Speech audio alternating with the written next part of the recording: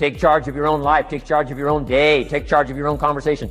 Take charge of your own family. Take charge of your own possibilities. Join the 3%. Join the 10%. Join the 5%. Walk away from the 95%. In our Leadership Weekend, we teach. Find out what poor people read and don't read it. I'm telling you, don't talk like they talk.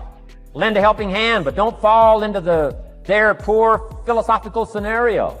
Don't blame what they blame.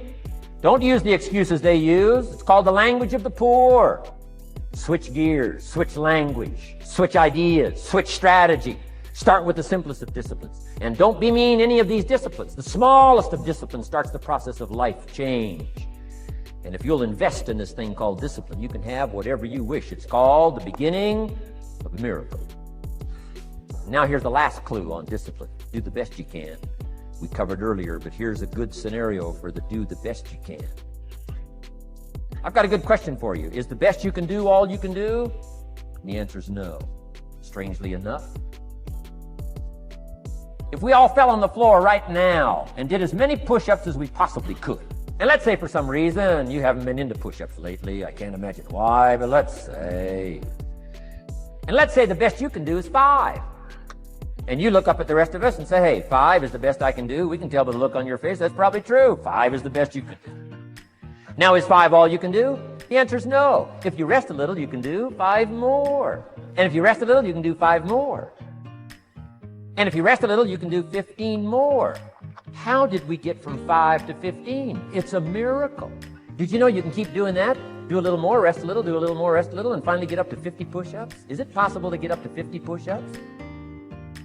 Of course. How do you go from 5 to 50? It's a miracle.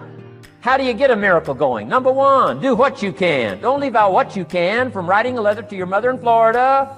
Start cleaning it all up. 2, doing the push-ups. Go from 5 to 50. It's a miracle. Number 1, do what you can. Number 2, do the best you can. Here's number 3, rest very little. Don't rest too long. Why? The weeds take the garden. Kids have got that figured out. Can't rest too long. Here's the clue. Make rest a necessity, not an objective. The objective of life is not to rest. The objective of life is to act. Think of more disciplines. Think of more ways and means in which to use your own wisdom and your own philosophy, and use your own attitude, your own faith, your own courage, your own commitment, your own desires, your own excitement. Invest it in discipline so that it's not wasted. Smallest of discipline. Thereby transform your life. Join the 5%, join the 10%, join the 3%. The numbers don't change, only the faces change. Take seriously the next conversation of a friend who wants to level with you and do something about it. You can walk away from the 97%, not live there anymore. Because if you don't, the next 6 years of your life will be like the last 6. Mr. Shove said to me, Mr. Rohn, 6 years now you've been working. I'm telling you, the next 6 years of your life is going to be like the last 6 unless you take advantage and start making these personal changes. I made the changes, totally revolutionized my life. Take a look at the next 5 years of your life. It's going to be like the last 5 unless you change. And if you will change, everything will change.